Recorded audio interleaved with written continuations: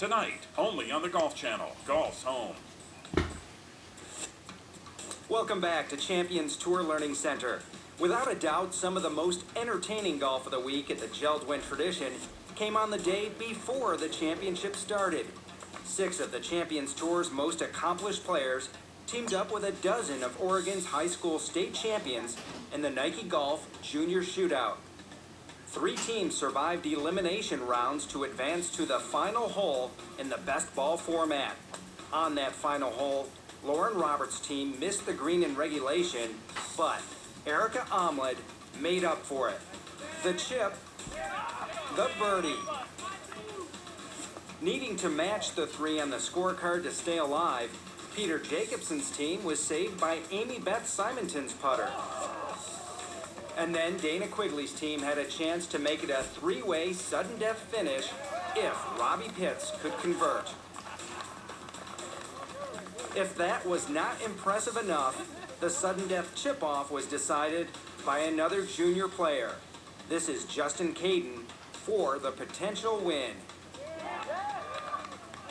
In this week's edition of Shotmakers Magazine, David Marr is standing by with a Champions Tour star and a pair of young shotmakers.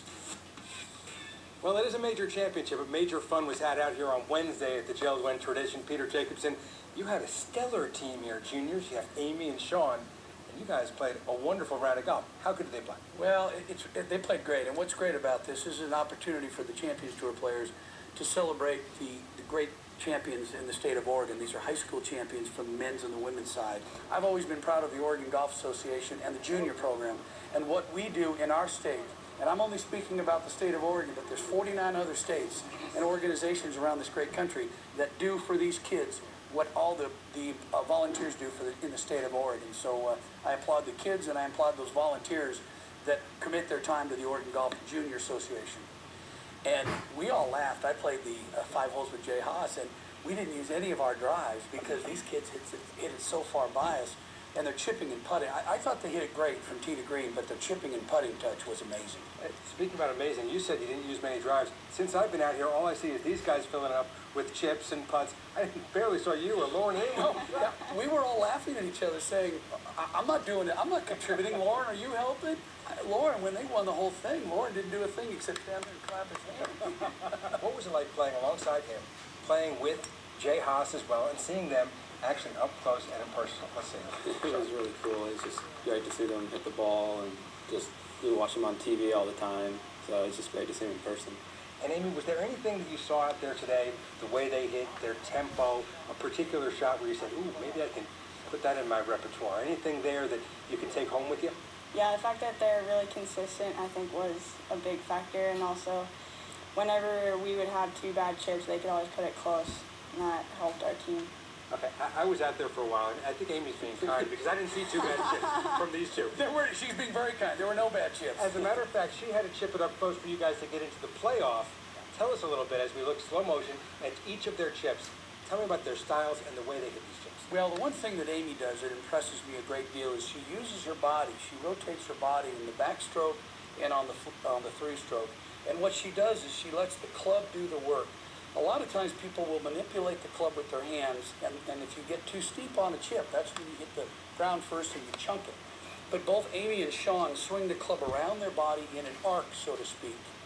And it allows them to meet the ground square to their leading edge. And as a result, they hit very clean, crisp, nippy type pitch shots, and that's what they both did very well. And as we look at Sean's now, a lot of green to work with on this chip shot. What would you suggest to the amateurs at home in terms of how to hit and how to watch Sean? Well, the one thing that we were talking about, and I think you guys would back me up on this, is when you're playing firm, fast greens such as we have this week at Crosswater, you have to pick a spot where you want to land the ball and then let it roll like a putt. No reason to go in there and try to spin it and make it stop. So you really want to hit it about halfway and then let the rest of the green take it the rest of the way and let it roll down to the cup. Your hug technique earlier with Amy, the lift and the roll. How do we do that? This one right here, I did this. You see, it helps when she weighs about 62 pounds. So that's what you're trying to do with Sean. It didn't really work out. No, Sean's he's massive steel. Look at this. Look at this. But this is a lot softer and heavier right here. It's a lot better than this hug right here. Well, thanks a lot for your time, and you guys represent the game in the state of Oregon very well. Thanks for being out there today. Thank you. Great job. Here with Champions Tour Rules official Brian Clare. And Brian, we all saw the broadcast of the PGA Championship about a week and a half ago, and a specific ruling as it relates